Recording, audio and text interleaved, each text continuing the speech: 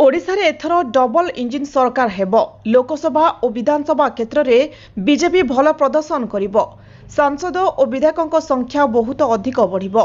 केंद्र में तृतीय थर मोदी सरकार हेबो एवं ओडिशारे मध्य बीजेपी पूर्ण बहुमतरे सरकार गठन करिबो। ओडिशारे डबल इंजिन सरकार गठन को केही रोकी परिबेनी बोली आज ब्रह्मपुरठारे विजय संकल्प समावेशरे कहिसेंती केंद्र प्रतिरक्षा मंत्री श्री राजनाथ सिंह। सारा देश में मोदी ग्यारंटी उपरे लोकों भरोसा बढ़ी। 9 वर्ष में मोदी 25 कोटी लोकों गरीबरू मुक्ति देइछंती। मात्र 9 वर्ष भितर विश्व अर्थनीति रे भारत को 11 स्थान 5 स्थान को नहीं पारछंती।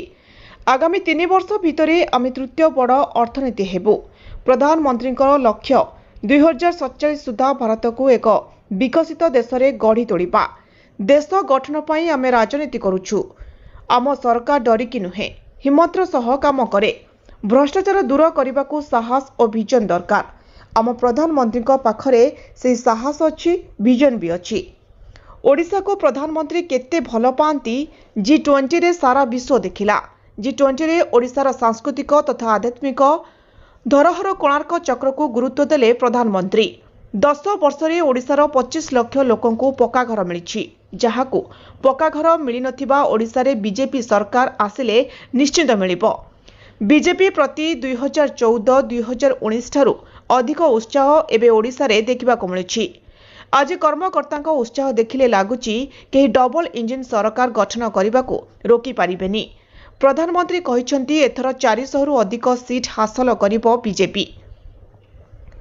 प्रधानमंत्री को ए लक्ष्य को पूरण करने आम समस्तक दायित्व बोली श्रीजुक्त सिंह कहिसेंती। ओडिशार विकास पाई कांग्रेस सरकार किछि करनाही।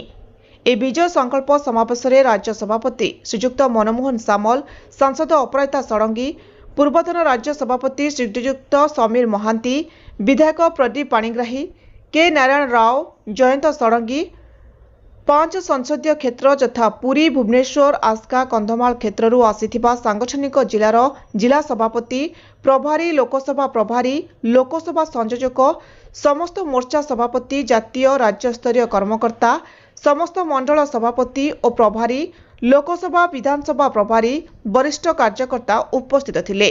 गंजाम जिलूर निमांचल पंडा रिपोर्ट, ज्योतिप्रभा न्यूज।